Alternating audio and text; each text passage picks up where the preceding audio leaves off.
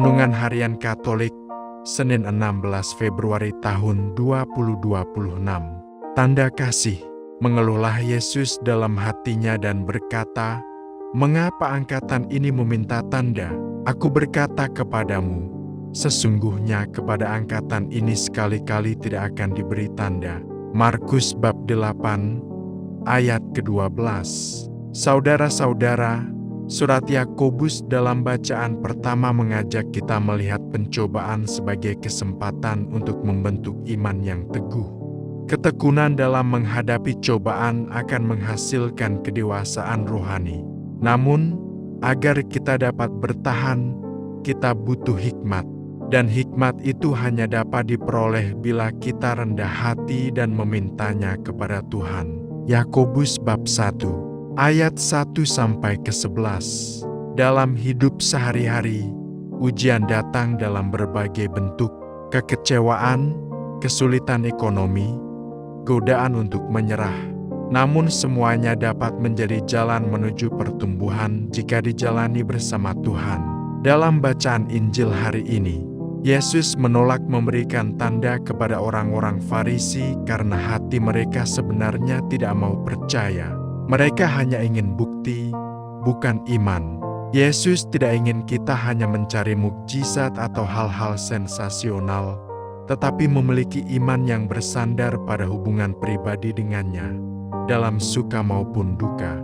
Iman sejati tidak tergantung pada tanda, tetapi tumbuh dalam kesetiaan. Yesus mengeluh akan sikap orang Farisi yang meminta tanda dari surga. Permintaan mereka bukan berdasarkan pada sikap percaya kepada Yesus, tetapi hanya semata-mata karena ingin menguji dan mencobainya. Motivasi mereka tidak murni. Maka ketika mereka meminta tanda, Yesus pun mengatakan, "Aku berkata kepadamu, sesungguhnya kepada angkatan ini sekali-kali tidak akan diberi tanda." Yesus tahu bahwa meskipun banyak tanda-tanda yang diberikan kepada mereka, namun mereka tetap tidak akan percaya. Sebaliknya dalam kisah-kisah lain, Yesus memberikan tanda-tanda yang menghidupkan walau tidak diminta kepada mereka yang percaya.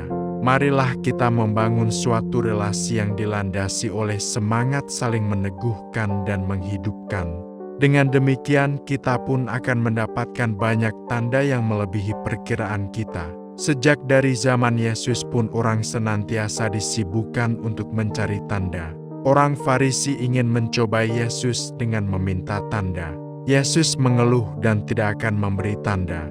Kita dapat memahami mengapa Yesus mengeluh.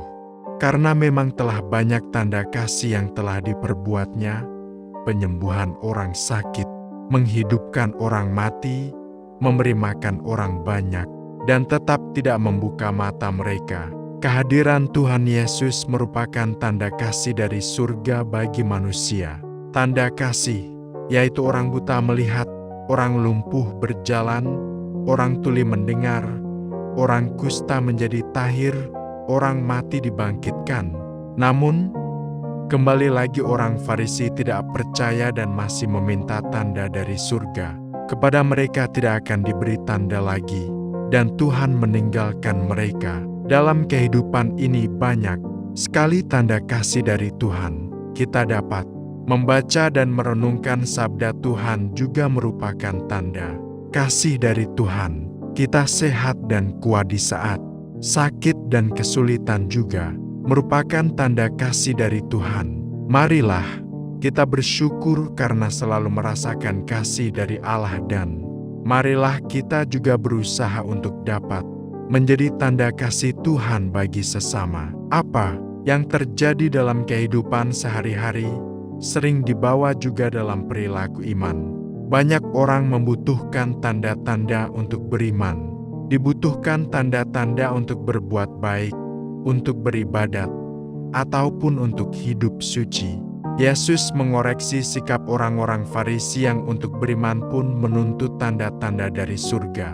Iman adalah penyerahan diri secara total kepada Allah dan membiarkan kehendaknya terjadi atas diri kita. Dalam dunia yang gemar akan keajaiban instan, kita diajak untuk membangun iman yang tahan uji. Ketika hidup tidak sesuai harapan, jangan buru-buru menuntut tanda dari Tuhan, tetapi mari memperdalam kepercayaan kita. Justru dalam proses itulah Tuhan sedang membentuk kita menjadi pribadi yang lebih sabar, bijaksana, dan kuat dalam kasih.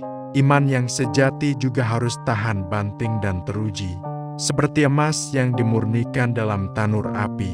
Rasul Yakobus mengajak kita untuk memaknai berbagai pencobaan hidup sebagai ujian terhadap iman, yang kita sambut dengan bahagia. Tuhan, tutur kata, perilaku, dan sikap kami seringkali mengecewakan-Mu. Kami juga seringkali mencobaimu dengan meminta tanda. Demikian renungan hari ini. Selamat beraktivitas. Semoga semuanya lancar, sukses, serta selamat. Tuhan memberkati.